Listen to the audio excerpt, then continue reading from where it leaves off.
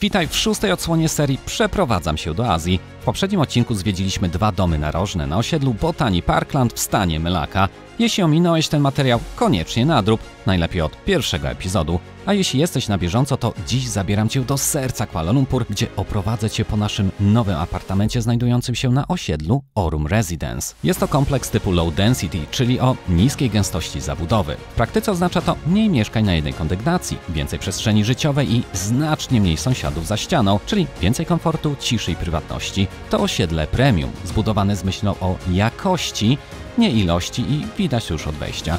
My wybraliśmy apartament w bloku B, pod którym są korty do badmintona, boisko do koszykówki i basen. Na parterze naszego budynku oprócz wygodnych sklepików znajdzie się również sala gimnastyczna i siłownia, a wokół osiedla poprowadzona jest elegancka ścieżka do joggingu. Brzmi jak luksus? Pewnie myślisz, że kosztuje to miliony plus nerkę twojego dziecka, ale wcale nie. Nasze mieszkanie o powierzchni 117 m2 kosztuje tutaj mniej niż 26-metrowa kawalerka do remontu w Warszawie. W tym odcinku pokażę Ci nie tylko nasz przyszły apartament, ale także inne typy mieszkań dostępne w nowym projekcie tego samego dewelopera. A żeby nie było nudno, to pospacerujemy po okolicy, pogadamy o życiu w tej części miasta i sprawdzimy, czy KL rzeczywiście ma w sobie tę magię. Poprzednią część zakończyliśmy w momencie, gdy podjechaliśmy pod nasze nowe osiedle. Wypadałoby więc wznowić ten odcinek od tego samego miejsca. Tak sobie idę zobaczyć, czy można jakoś z innej strony popatrzeć na ten blok. Więc przypuszczam, że to nie jest ten, to będzie ten drugi po drugiej stronie, ale z wynajętego mieszkanka powinniśmy łatwiej się zorientować, co jest gdzie i popatrzeć, jak idzie ten cały proces budowy. No ogólnie, fajnie tutaj. Jest to bardzo, bardzo dobra lokalizacja, świetne miejsce, niedaleko są szkoły, więc raczej planujemy tutaj mieszkać przez pół roku w Irlandii. Dlatego też dobrze jest móc tak sobie podjechać i obadać wszystko samemu. Co prawda paliwo jest tutaj super tanie i nikt z buta nie chodzi, ale na upartego to jakieś 15 minut spaceru od osiedla doprowadzi nas do obszaru zwanego Bandar Baru Sri Petaling. Jest to takie centrum z licznymi lokalami gastronomicznymi, sklepami i punktami usługowymi. Dosłownie kawałeczek dalej, natomiast tutaj jesteśmy, zaparkowaliśmy. Jeśli chodzi o parking, to trzeba to zrobić za pomocą aplikacji Cash and Go i Wallet, coś takiego. I tutaj chyba się przejdziemy, znajdziemy coś do żarełka, a nasz agent powiedział, że się z nami spotka o godzinie 14:30. Tak więc mamy jakąś godzinkę, żeby ogarnąć sobie jedzonko spokojnie. W zasadzie jest niedziela, tak więc nawet jest bezpłatny parking, a my tutaj kminiliśmy w ogóle. Ja się tam pytałem pani w restauracji, jak zapłacić. Powiedziała właśnie tą aplikację, ale chyba ze względu na to, że jest niedziela, nie trzeba. Ten busik z kolei nie przejmuje się żadnymi tiketami, ma wywalone, tak więc chyba nie trzeba ich płacić. Przyjemnie tutaj, nie jest tak bardzo busy, słońce w końcu zaszło, więc możemy spacerować. Ogólnie, jak się pewnie domyślacie, wiele osób tutaj nie uprawia żadnych spacerów, bo po co? No bo jest za ciepło po prostu, tak więc taki krótki spacerek można sobie zrobić, jak słońce zaszło. Natomiast tak normalnie za dnia to każdy, nawet odległość 500 metrów, to po prostu robi się samochodem. Wymusiłem trochę przejście, ale niech się uczą zatrzymywać, tak? Wybór lokali jest tu tak ogromny, że dla mnie aż paraliżujący. Siłą rzeczy wyszliśmy do miejsca skierowanego głównie do lokalsów. Średnio tu ludzie zostawiają od 1 do 18 zł. Wyglądało nam to na takie typowe mamine przysmaki. To całe azjatyckie jedzenie nie zawsze mi pasuje. Jeśli chodzi o smakołyki, to już prędzej. Natomiast tutaj widzicie coś właśnie z jajkiem, z porkiem. Natomiast to, co wziąłem do siebie, to po prostu taki rosołek z kurczaczkiem. Jak widzicie, jest taki wybór, co ile kosztuje. Zapisuje się tam na karteczkę. No i jest jak najbardziej lokalnie azjatycko. W europejskiej restauracji nie dostaniecie świeżych jaj do wbicia ich sobie do zupki. Kawcia za to przepyszna. Smakołyki to oni mają jak najbardziej smaczne. Nawet te z jajkiem są przepyszne i próbowałem praktycznie większości z tego. To jest naprawdę zajebiste. Natomiast teraz zapłaciliśmy 43,95 za to, co zamówiliśmy. Wspomniałem, że czasami ciężko mi jest tutaj coś znaleźć, ale musicie wiedzieć, że azjatycka kuchnia tutaj A to, co macie, azjatycką kuchnię, gdziekolwiek w Europie, to są zupełnie inne dania, to są zupełnie inne smaki, zupełnie inaczej jest to przygotowane, podane i gotowe do jedzenia, gdzie często w takich typowych, tutejszych, no sami widzicie, jak to wygląda, nie? No tutaj turyści się w zasadzie nie zapuszczają, nieczęsto w takie coś, tylko jedzą w hotelach albo naprawdę w jakichś makach, albo wyznaczonych dla turystów miejscach. I tu zazwyczaj jest pełno kości w tym wszystkim, trzeba dłubać, jeżeli weźmiecie rybę, no to jest pół godziny dłubania, kurczak, jeżeli bierzecie kurczaka, no to on jest tylko sieknięty dużym toporkiem i jecie to znaczy są chrząstki, są kości, są wszystkie połamane kości, sobie to wydłubujecie. Jeżeli jesteście Europejczykami, ja zakładam, że jeżeli to oglądacie, no to raczej tak, no to zazwyczaj to jedzenie przychodzi takie gotowe do zjedzenia, nie? Że raczej się nie udusisz, nie połamiesz zębów. No, to jest jedna ze sporych różnic. Natomiast nawet pomijając ten fakt, jak to jest przygotowane, że to trzeba sobie w tym dłubać i dłubać i dłubać, tym bardziej jeżeli jecie pałeczkami. Ja tam jeść pałeczkami umiem, no ale nie tak ekspercko, żeby sobie wygrzebywać różne kawałki mięsa z czegoś za pomocą chopsticków. Natomiast chodzi jeszcze kwestia o smak, nie? Jak ten rosołek sobie wziąłem. I tutaj pozwolę sobie dopowiedzieć, że choć w tym miejscu wjeżdża odrobina moich gorzkich żali, to te w dużej mierze były spowodowane nadmierną ilością białego pieprzu w dopiero co spożytej zupce. Jak pewnie wiecie, biały pieprz powstaje z całkowicie dojrzałych i fermentowanych owoców, co nadaje mu takiego właśnie stęchłego aromatu. Ten w zupie był jednak zbyt mocny na moje gusta. No nie wiem, dla mnie on śmierdzi jakąś starą kurą, taką naprawdę nieprzyjemną. Znaczy to jest okej, to się okazuje, że to jest jakaś tam przyprawa, ale strasznie cuchnie. Aż odrzuca, no ale głodny byłem, tak więc trzeba coś zjeść. Nie wiem, wszystko jest świeże, wszystko jest ok, ale tak czasami brakuje mi jakichś takich dań polskich. No fajnie, ale wróćmy w końcu do tematu nieruchomości. Przez długie miesiące przeglądaliśmy oferty różnych deweloperów. Rozmawialiśmy z całym tuzinem agentów, jedni bardziej pomocni, inni, nazwijmy to, mniej entuzjastyczni. Skrupulatnie porównywaliśmy nasze wymagania z tym, co faktycznie oferują poszczególne projekty i powiem Wam jedno, znalezienie dobrego agenta to naprawdę okropna droga przez mękę i sami straciliśmy setki godzin na takich, co by nie było, beznadziejnych. Jeśli sami szukacie nieruchomości w Azji, to w opisie zostawię formularz kontaktowy, który może Wam ułatwić start. A wracając do meritum, Aurum Residence zrobiło na nas ogromne wrażenie. Oglądaliśmy filmiki przesłane przez agenta przedstawiające pokazowy apartament, ale też to, jak będzie wyglądało całe osiedle. Jakość nagrania jest słaba, do tego jest ono wykonane w pionie, ale widać tu 7 poziomów parkingów znajdujących się na dole. My będziemy mieli dedykowane 3 miejsca na nasze auta, plus oczywiście miejsca dla odwiedzających. Na tym filmiku widać basen, tereny zielone znajdujące się wokół osiedla i na samym podium. Widać też, że sala do koszykówki i badmintona jest zadaszona. Bardzo dobre posunięcie w tak słonecznym i ciepłym regionie. Czas spotkać się oko w oko z naszym agentem. Podjechaliśmy kawałeczek i idziemy oglądać showroom. Rzućmy okiem na plan wieży południowej, czyli tej oznaczonej literą B. Taki sam układ obowiązuje od levelu, czyli poziomu 1 aż do 41. Jednakże pamiętajmy o tym, że mamy 7 poziomów parkingu, więc to, co jest pierwszym piętrem od strony podium, będzie już 8 z drugiej strony. Tego, że chcemy mieszkanie typu B, byliśmy absolutnie pewni. Mierzy ono 1260 stóp, czyli 117 m². Rozkład jest bardzo fajny i wszystko super, lecz wybór tego, z której strony budynku je chcemy, spędzał nam sen z powiek i sprawił, że przegadaliśmy o tym wiele godzin. Kiedy słońce jest z której strony, jaki widok, czy na Stadion Narodowy, a może daleko na góry lub jeszcze na centrum Kuala Lumpur. Niezwykle trudna decyzja. Ostatecznie wybraliśmy te oznaczone tu numerem 7. Doszliśmy do wniosku, że Unit 2 jest zbyt blisko ruchliwej ulicy. 7 od strony północnej ma za to widok na centrum Kuala Lumpur, a na stronie południowej znajdują się tereny zielone parku i Stadion Narodowy.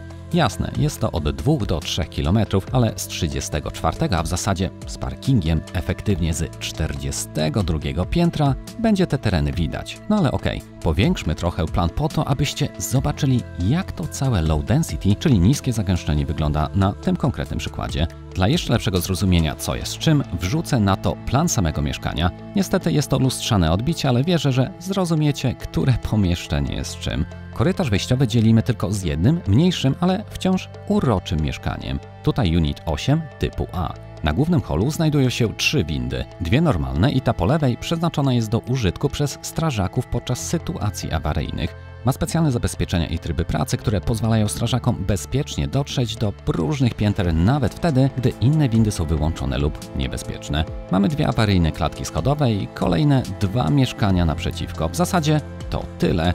Niby wieżowce w wielkim mieście, a prywatność i przestrzeń, jakby nie patrzył, zapewniona. Zwróćcie też uwagę na to, że tak realnie współdzielimy tylko jedną ścianę z 4. 3 sypialnie i balkon z salonu patrzy na podium z basenem. Jadalnia, 4. sypialnia, jak i mokra kuchnia patrzy na południe miasta. A teraz, gdy już wiecie, czego się spodziewać, czas wejść do środka. Na korytarzu jest miejsce na małą szafkę na jakiś ubór, lecz pamiętajcie o tym, że w tym kraju koncepcja kurtki w ogóle nie istnieje. Z korytarza skręcamy w lewo, przekraczając próg sypialni głównej. Chyba jakieś parę osób jest. Okej. To w takim razie to, co jesteśmy zaraz od wejścia, to jest sypialnia główna, jeżeli się nie mylę. Jest lustereczko. Hello world. Jeśli chodzi o rozmiar, tak względnie nieźle. Tutaj oczywiście okna są, bo jesteśmy w showroomie, więc okna są całkowicie zasłonięte. Natomiast wyobraźcie sobie widok z 42 piętra i w tę stronę będzie widok na centrum Kuala Lumpur. Może będziemy widzieli nawet 2 wieże Petronas Tower. Jednym wykończeniem może się podobać, drugim wcale nie musi i jest to tylko prezentacja koncepcji finalnego mieszkania. Jak się komuś taki styl podoba i chce wejść od razu do tak wykończonego mieszkania, to deweloper bardzo chętnie spełnia i taką zachciankę. Taki pełen wystrój kosztuje zaledwie 80 000 ringgit. My wciąż tę opcję rozważamy i choć chcielibyśmy wszystko zrobić po swojemu, to co zostało tu zaprezentowane, w nasze gusta całkiem dobrze się wpasowuje. Natomiast tutaj wstępnie nie miałaby być sypialnia, tylko pewnie miałoby być studio, bo jest trochę oddzielone od reszty domu. No toaleta. Tutaj również widzicie, że tu będzie drop i tu będzie drop, czyli po prostu niżej i niżej. Jeżeli się bierze prysznic, no to po prostu nie leci, jest taki otwarty. Tutaj mamy okienko. Wcześniej Wam nie mówiłem na temat tego typu okien, ale w Malezji są bardzo popularne. Są w zasadzie jakby zawsze otwarte. Takie sprytne. No bo wyobraźcie sobie, no cały rok temperatura nie spada poniżej 20 czy 25, tak? Tutaj można otworzyć i zobaczcie, tutaj oczywiście będzie miasto, za tym tu będą takie kratki. To jest miejsce na to, żeby umieścić powiedzmy 2 AC unity, jeden, drugi, w sumie może i trzeci by wszedł, no ale to tylko 2 powiedzmy tutaj można domyślnie wrzucić. No i jeszcze jest do tego miejsce na jakąś tam szczotkę czy coś takiego, tak więc macie odsłonięte na zewnątrz z tego 42 piętra. Coś takiego samemu się nie wypadnie, no bo i dlatego to jest takie zabudowane, tak? To będą metalowe bary, po prostu po to, żeby klimatyzacja mogła wymiennik ciepła i zimna wyprowadzać, tak więc to okienko można będzie otworzyć, ale jeżeli klima chodzi, no to będzie tak ciepło stąd, jeszcze cieplej. Pomyślicie, że detal, ale w domu cioci, który oglądaliśmy w poprzednim odcinku, tego typu miejsce na zewnętrznej jednostki klimatyzacji znajdowało się niemal przy samej głowie w sypialni. Tamten pomysł mocno zjechałem. Tutaj zewnętrzna jednostka znajduje się za ścianą od prysznica i coś takiego ma oczywiście dużo więcej sensu. Ewentualne wibracje i brzęczenie nie będzie tutaj nikomu przeszkadzało. Można powiedzieć, że ta cała część domu jest jakby osobistym studio, czyli macie zwykłą toaletę, ale jeszcze można mieć po prostu małą kuchnię i jest tutaj powiedzmy miejsce na jakieś ciuszki. Tutaj wszystko jest przeszklone, bo to oczywiście showroom. Normalnie to chyba raczej byśmy tak nie robili, prawda? Więc to byłoby samowystarczalne. No i z tego studia przechodzimy, moi drodzy, tutaj do living roomu. Oczywiście pamiętajcie, że to jest tylko showroom, tak więc tutaj jest tylko taka atrapa tego, jak to będzie wyglądało zasadniczo. Widzicie, że co tutaj się mieści? No nie jest to jakoś specjalnie ogromne. Mieści się sofa, można zamieścić tutaj telewizor. Tutaj już sobie widzę, rzutnik by się pasował na takim zjeżdżanym ekranie przed telewizorem.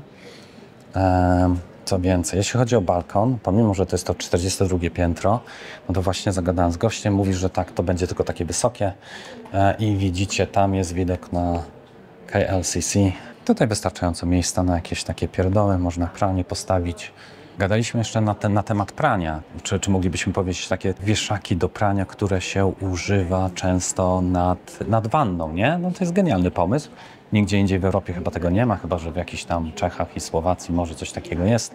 W Irlandii, Wielkiej Brytanii nie jest to popularne. Coś takiego można kupić za 35 zł na Allegro, żeby sobie po prostu powiesić te ciuchy, podciągnąć do góry.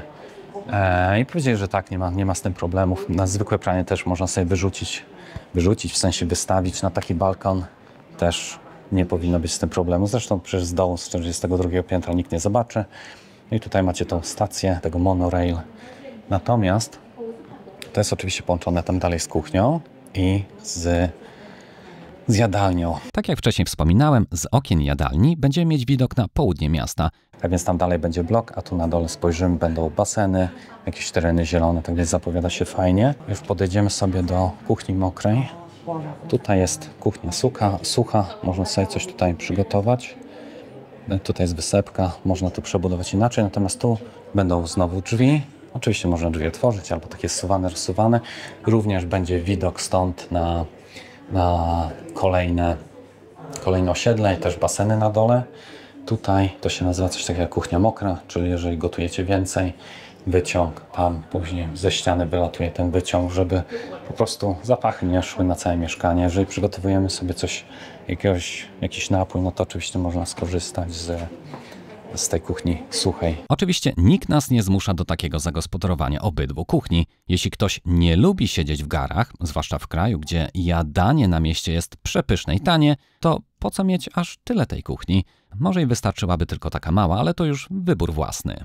Natomiast będziemy mieli klimatyzację, wszystkie klimatyzatory będą zainstalowane dokładnie w tych samych miejscach, co tutaj to widzimy. Muszę przyznać, że nawet teraz montując te materiały coraz bardziej podoba mi się ten projekt i wykończenie wnętrza. Może jednak skusimy się na dopłacenie do gotowca lub chociaż na takie wykończenie kilku z pomieszczeń. Z salonu wchodzimy na korytarz wiodący do 2 łazienek i 3 kolejnych sypialni, ale skoro mamy jeszcze plan przed oczyma, to po tym jak widzieliście już główną sypialnię, wyobraźcie sobie, że wielu kupujących decyduje się przerobić ją na studio pod wynajem.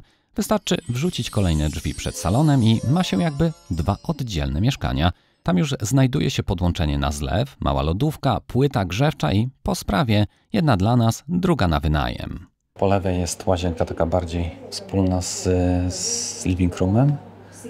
No, czy większa? Cholera wie. Może i większa, może i taka sama. Również jakieś okienko, również będzie fajnie, że to jest właśnie okno, od razu widok też na baseny. No i wychodząc z tej łazienki, jak tutaj mamy living room i całą resztę, tam się znajduje drugi master bedroom, ale to dopiero do niego przejdziemy. Tutaj jest sypialnia, która się nazywa sypialnia numer 3. I zobaczcie, że to, co jest najfajniejsze w tym całym mieszkaniu, to to, że wszędzie mamy okna zewnętrzne. Z każdej sypialni praktycznie tak, są okna no w sumie tak, z każdej sypialni są okna zewnętrzne albo na jedną stronę, albo na drugą. Więc jest to dosyć wyjątkowe pod tym względem, no bo większość mieszkań jest oczywiście tak uwalona, że macie albo okna po prostu na jedną stronę, natomiast tutaj zobaczcie, to co jest białe, tak, to są okna i tu będzie widać na dole piękne baseny i cuda na kiju, nie? Dlatego stwierdziłem, że fajnie by było nagrać taki materiał, pokazać Wam, jak można mieszkać, jak można pracować po części, chociażby w Malezji, gdzie zarobki są podobne do tego, co jest w Polsce. Natomiast można mieć takie zupełnie inne warunki mieszkaniowe, życiowe. O tej pracy to oczywiście nie takie hop-siup. Jak doskonale wiecie, to u siebie koło domu trudno znaleźć dobrą robotę. Tak daleko, tym bardziej, ale gdzie chęć, tam możliwości. Mając własną działalność lub pracując zdalnie, jest to nawet jeszcze prostsza sprawa. Więc z tej sypialni numer 3 widzimy tutaj jakąś zabudówkę, można zrobić na jakieś ciuszki. Tutaj jest spora przestrzeń, można telewizor sobie umieścić. I przechodzimy teraz do ostatniej, ale to jeszcze nie ostatnią, o której omówiłem. To jest sypialnia numer 4, a w zasadzie też nazywana jako studio albo taki office, home office. Znowu zobaczcie, ledwo co mieliśmy tutaj, tu sypialnię, tak? Z widokiem na wszystko. Ledwo co mamy living room z widokiem na wszystko. Łazienkę też z widokiem. To mamy ten pokój study room, jakkolwiek, można to dla gosposi. To pomieszczenie jest zdecydowanie mniejsze, nie wiem ile w metrach. Tutaj jeszcze fotka z szerszego kąta zrobiona telefonem. Przechodzę do master bedroom number 2, która znajduje się tutaj. Jest to tak jakby troszkę mniejsza, ale odwrócona, nie? Znowu oczywiście widok na wszystko. Tak to się prezentuje, tak. W ten sposób. Łazieneczka też odwrócona. Hello world, ponownie. Ale tutaj, już chwilę temu przeglądałem temu się, że po wzięciu prysznica można sobie też otworzyć albo to, albo całość. Natomiast to się różni wielkością, bo zobaczcie, że jasne, tu będzie klimatyzacja, nie? 2 albo 3 unity, no bo z jednej, drugiej, trzeciej sypialni. Ale jest tu na tyle miejsca, że no oczywiście odejmując to, że będą te unity, no to można sobie tutaj zrzucić wiaderko z jakąś tam mopem, czy cokolwiek chcecie wyrzucić, nie trzymać w domu, to można sobie coś takiego wyjąć. Tutaj też takie zapory mocne, żeby nikt nie wypadł z 42 piętra. Jeszcze idziemy popatrzeć trochę więcej może na tą sypialnię. Dodam, że kupując mieszkanie, podłogi wszędzie, zlewy, toalety i dokładnie tak zrobione prysznice, jak i boiler są już w standardzie. No, ta sama sypialnia właśnie jest mniejsza, ale po co komu w zasadzie większa, tak? Tu mamy powieszony jakiś telewizor pokazowy. Całkiem elegancko to wygląda. Tu można było rzutnik w sumie walnąć za to. Okienka, tak. I no nie wiem, powiedzcie mi, co myślicie. Właśnie, bo jeszcze bym zapomniał odnośnie tej drugiej głównej sypialni, second master bedroom, to tak jak powiedziałem, jest ona stosunkowo mniejsza. Natomiast jest jeden haczyk, ponieważ that wall is hackable, co znaczy, że możemy się jej całkowicie pozbyć.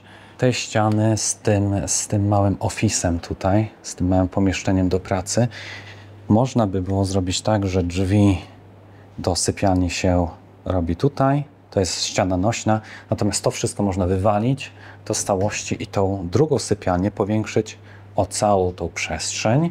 Tak to stwierdzili, że może ktoś będzie chciał i rzeczywiście może ktoś coś takiego zrobi. Jeżeli nie chcecie czwartej sypialni, tej dodatkowej, stosunkowo niewielkiej, no to można się tego pozbyć i sobie całość tutaj zrobić dużą sypialnię. No dobra, ale zapytacie w takim razie, ile to wszystko kosztuje, bo widzicie, to wygląda jak na moje standardy, na pewno bardzo zajebiście i nie ma co ukrywać. Przede wszystkim ja bardzo lubię dostęp do światła słonecznego, gdzie tutaj, już może korekcja się wprowadzi w kamerze, tutaj będziecie mieli światło, tam jest światło na tym balkonie i coś takiego kosztuje za całość, już z klimatyzatorami, ze wszystkim to jest 868 tysięcy ringgit, czyli zakładam jakieś 800 tysięcy złotych, 750 tysięcy złotych.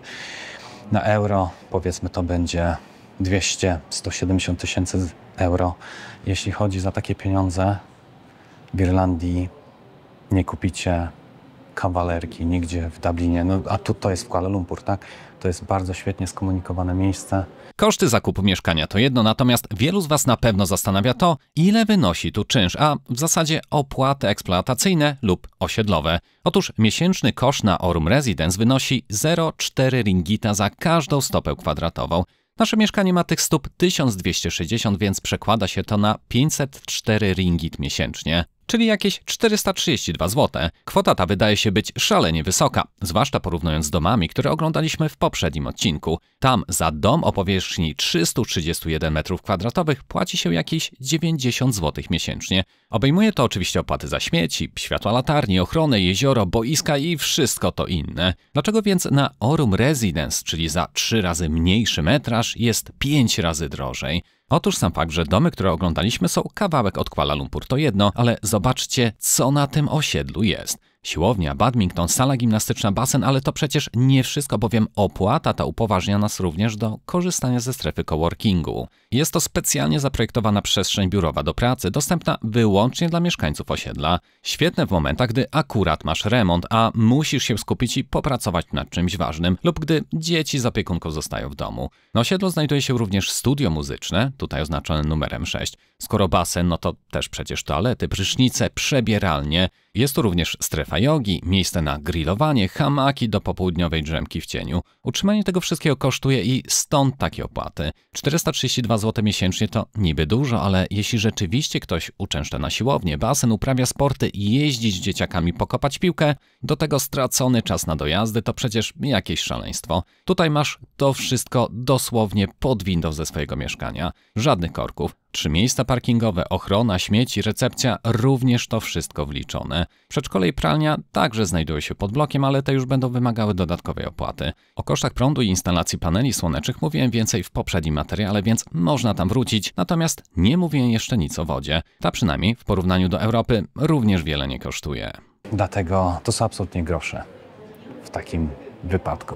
Tak więc napiszcie, co myślicie, czy chcielibyście się przeprowadzić do takiego dużego miasta, pracować online w polskiej, w irlandzkiej firmie, w jakiejkolwiek, albo robić coś własnego, bo koszty życia są dużo bardziej, aż rodzinka przyjechała. Okej, malutka pauza i żebyśmy się tutaj dobrze zrozumieli. To wciąż jest absolutnie mnóstwo pieniędzy i to, co powiedziałem, jest tylko takim moim osobistym spostrzeżeniem, bowiem żyję od 18 lat w Dublinie i choć nie ma tu ani jednego takiego zamkniętego, chronionego osiedla, które oferowałoby swoim mieszkańcom basen pod oknem, koszykówkę, korty i widok na metropolię z 40 czy nawet 50 piętra, to nawet gdyby coś takiego w tym kraju irlandzkim istniało, nie kosztowałoby już 175 000 euro jak te, które tutaj zakupiliśmy, a kosztowałoby w przedziale od 2, pewnie spokojnie do 4 milionów euro. Dlatego jestem zdania, że w kontekście wspomnianych cen mieszkań i braku porównywalnych udogodnień, przynajmniej za tak małe pieniądze, Malezja jawi się jako wyjątkowo kuszący kierunek dla osób posiadających swoją działalność czy cyfrowych nomadów.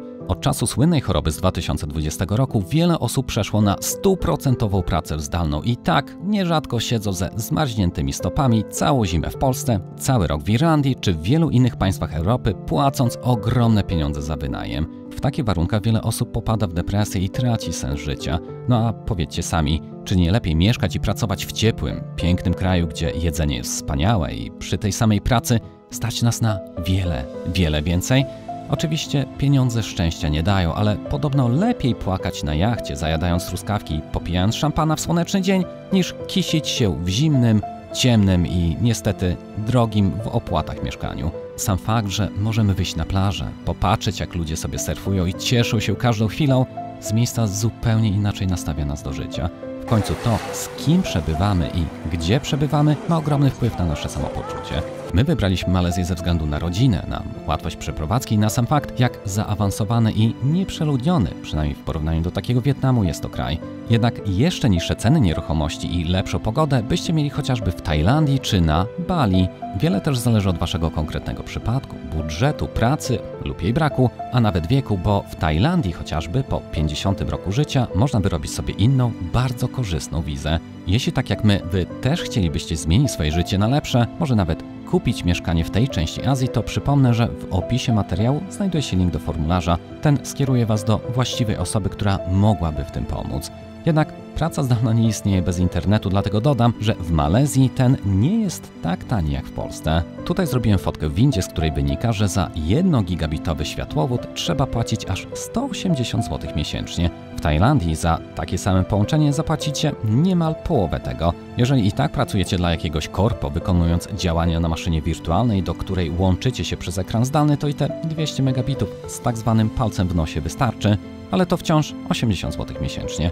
No okej, ale co z internetem na krótszy, wakacyjny wyjazd? Tutaj szczerze polecam usługę eSIM, z której sami korzystamy podczas naszych wszystkich podróży. Sail zapewnia nam ciągły i szybki dostęp do internetu w telefonie, gdy jesteśmy w Malezji, ale usługa równie dobrze spisywała się w Wietnamie czy nawet w Maroku. Jest to rozwiązanie, które pozwala uniknąć masakrycznie drogiego roamingu i zapewnia dostęp do sieci w praktycznie każdym zakątku świata. Sail to produkt od twórców NordVPN, co daje dodatkowe korzyści, takie jak wbudowany bloker reklam, czyli mniej tych zakupionych gigabajtów wtedy zużywamy. Co więcej, usługa oferuje funkcję zmiany wirtualnej lokalizacji, dzięki czemu możecie na przykład oglądać polskie serwisy VOD za granicą lub korzystać ze stron, które normalnie są zablokowane w innych krajach. Pakiety internetowe w Sail można kupić i aktywować nawet na 30 dni przed przyjazdem do docelowego kraju. Wystarczy dostęp do Wi-Fi na lotnisku lub w hotelu, aby dokończyć proces. My nasze pakiety na Wietnam i Malezję aktywowaliśmy w Stambule, gdzie czekaliśmy na lot przesiadkowy do Ho Chi Minh. Turcja jak Turcja, ale internet przez Saily śmigał tam jak szalony.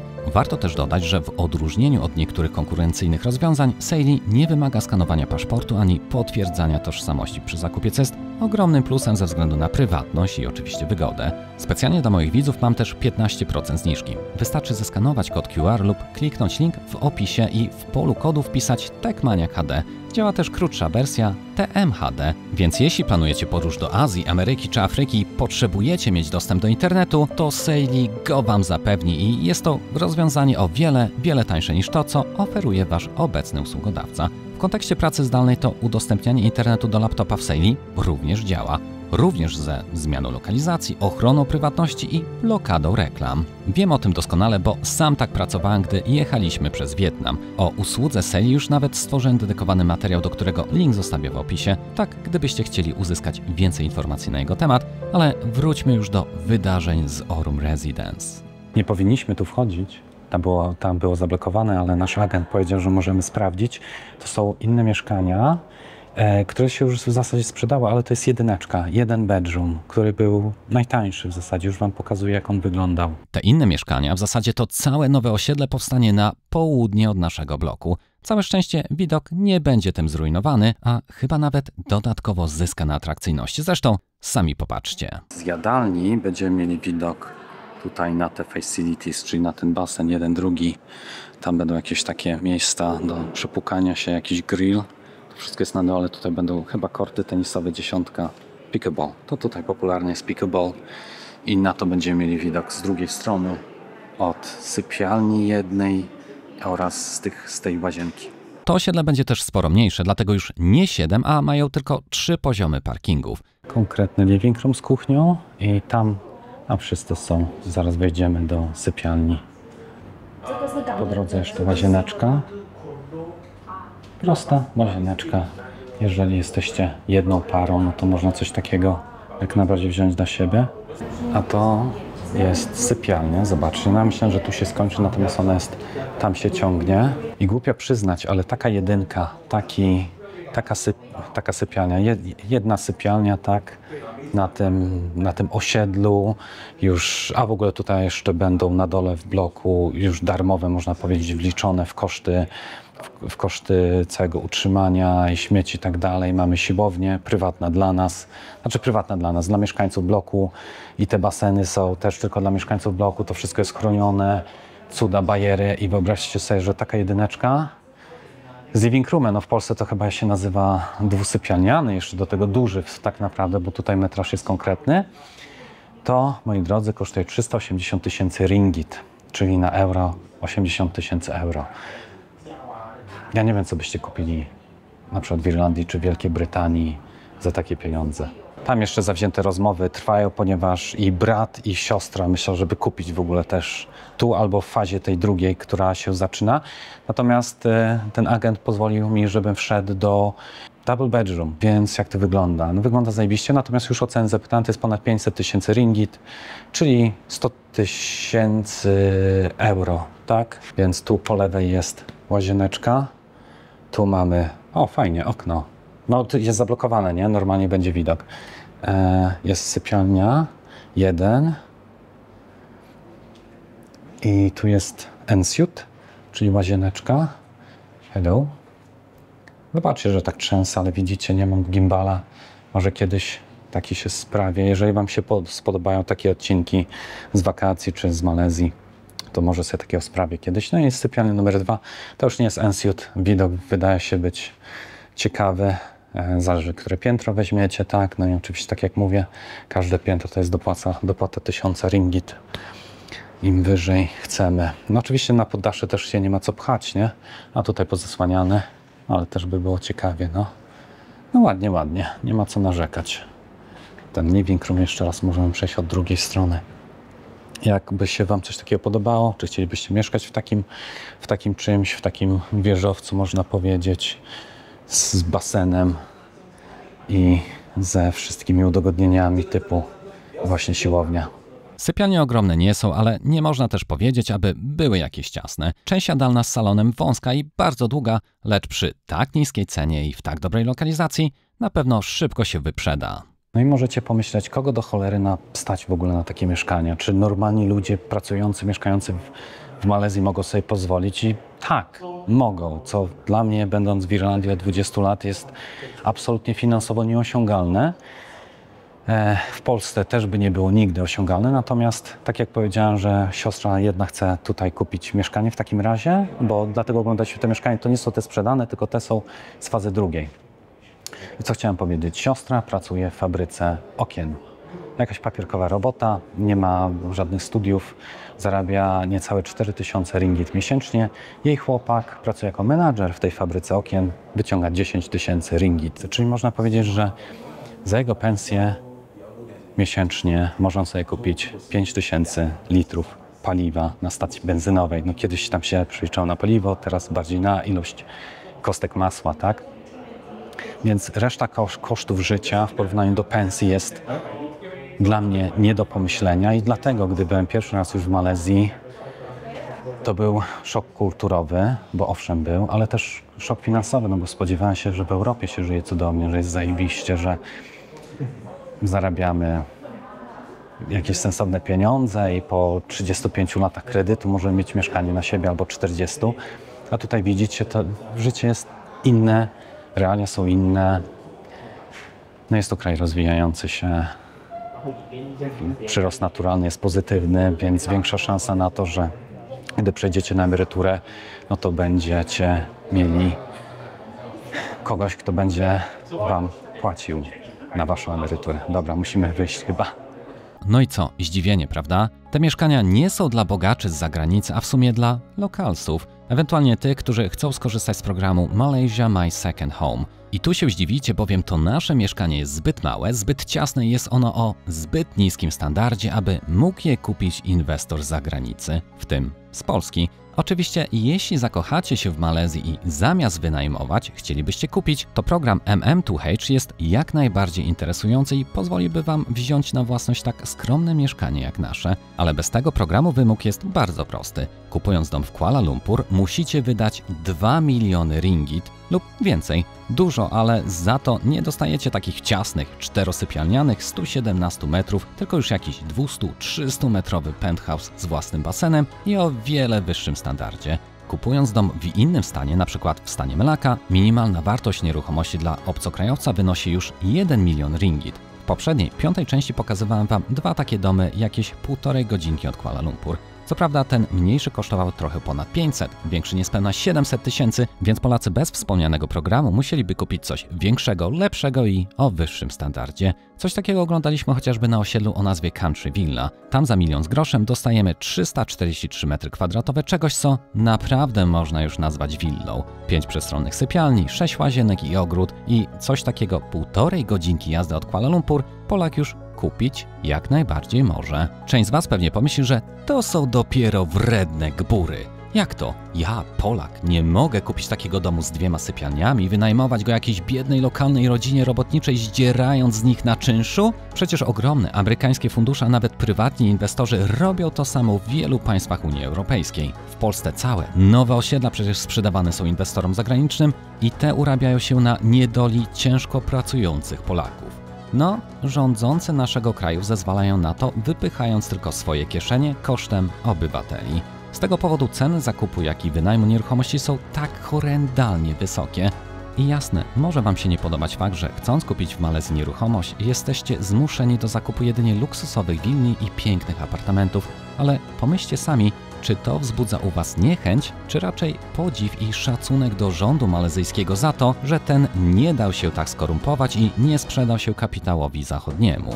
Choć biliony dolarów za sprzedanie własnych obywateli na pewno kusi, to Malezja wciąż pozostaje wierna ludziom, którzy budują ten kraj. Rząd malezyjski też jest na pewno skorumpowany w jakimś tam stopniu, bo wcale nie mówię, że nie. Tam gdzie władza, tam jest pole do nadużyć, ale najwyraźniej ten kraj nie sprzedał się tak bardzo jak te w Unii. Tutaj rodziny o niskich dochodach stać na zakup własnego domu z 3 sypialniami i ogrodem. I pod moim poprzednim materiałem pojawiły się komentarze, że Malezja wciąż ma wysoki poziom analfabetyzmu. Jasne, ale to głównie dlatego, że jest to kraj dopiero rozwijający się. Młodsze osoby są tutaj wykształcone, ale te starsze nie miały jeszcze dostępu do tak zaawansowanej i tak powszechnej edukacji, zwłaszcza w Malezji Wschodniej, ale to też wcale nie sprawia, że mieliby oni być automatycznie złymi ludźmi. Jest to smutne, owszem, ale osoby bez wyższego wykształcenia wciąż stać na dom i godne życie w tym kraju, więc o czym to świadczy? Zwłaszcza, że wysoko wykształconych i pracowitych Polaków w tym samym momencie nie stać wcale na własny kącik. Polak, który umie pisać i czytać, nawet ma wyższe wykształcenie, w takim kraju nie pracowałby przecież za minimum. W Polsce nie brakuje magistrów na kasach w Biedronkach, a nie zapominajmy, że Biedronka to kapitał portugalski i zyski wypracowane w Polsce też nie zostają w naszym kraju, a przyczyniają się właśnie do rozwoju Portugalii. W jednym z poprzednich materiałów sporo też mówiłem na temat motoryzacji w Malezji. Ta ma przecież swoje marki samochodów, wcale nie brzydkie, wcale nie takie złe i zyski wypracowane w kraju pozostają właśnie w tym samym kraju. No patrzcie, da się. Dzięki takiej gospodarce wszystkim żyje się lepiej. Oczywiście w obrębie tego konkretnego kraju. W Polsce nie można mieć nic swojego, trzeba płacić innym. Z lotniskiem też jakaś parodia. Sami pewnie wiecie o wielu innych wałkach, na jakich Polska tylko traci. Spauzujcie i napiszcie o nich w komentarzach. W każdym razie wcześniej napomknąłem, że siostrę mojej ukochanej z chłopakiem stać na zakup takiego, jakby nie było, przynajmniej na nasze standardy, dość luksusowego mieszkania na osiedlu z basenem, siłką i kortami, ale na litość boską. Oboje pracują w fabryce okien w małej miejscowości w stanie Melaka. Niech ten fakt mocno wybrzmi w waszej wyobraźni i jeśli zgadzacie się ze mną, że jest to coś, o czym powinniśmy głośno mówić, to pomóżcie mi dotrzeć z tym materiałem dalej. Każda łapka w górę, każdy komentarz i udostępnienie to naprawdę ogromna pomoc w walce z algorytmem, bowiem tym, co mówią jak jest, często rzuca się kłody pod nogi. Ta seria moich materiałów podróżniczych ma na celu pokazać wam, że można żyć lepiej, że da się, ale niestety nie jest to w interesie tych, co nas wyzyskują. Dlatego naprawdę ogromnie, ale to absolutnie ogromnie proszę o przemyślane, trafne komentarze i wysłanie linka do tego filmu wszystkim swoim znajomym z informacją, że warto mieć otwarty umysł na zmiany. Jednak to nie koniec naszych przygód. Jeśli chcielibyście udać się do Malezji, do Kuala Lumpur, aby zobaczyć, jak to miasto wygląda na własne oczy, to w 7. części pokażę wam luksusowy apartament w wieżowcu, który wynajęliśmy tuż przy placu budowy obydwu osiedli Aurum Residence. Tam porozmawiamy jeszcze o tych wszystkich projektach, po czym z rodzicami mojej ukochanej udamy się do Cameron Highlands. Jest to taki malezyjski odpowiednik Zakopanego, do którego ciągną całe rodziny z dzieciakami w okresach wolnych od pracy. W przeciwieństwie do reszty Malezji, gdzie temperatury często przekraczają 30 stopni Celsjusza, w Cameron Highlands dzięki położeniu na wysokości od 1100 do 1800 metrów nad poziomem morza panuje umiarkowany klimat ze średnimi temperaturami w granicach 18-25 stopni Celsjusza, ale to wszystko w kolejnym. Pamiętajcie zostawić subskrypcję, ale że ta nie gwarantuje wam notyfikacji o następnym filmie, gorąco polecam zapisać w przeglądarce stronę www.techmaniachd.pl. Serdecznie dziękuję ci za obejrzenie tego materiału. Dziękuję również wspaniałym patronom, którzy wspierają mój kanał. W szczególności Rafałowi, Pawłowi, Mirkowi, Michałowi, Krystianowi, Okoteckiemu i Cyberlolkowi, którzy wspierają kanał już długo i mieli ogromny wpływ na jego rozwój.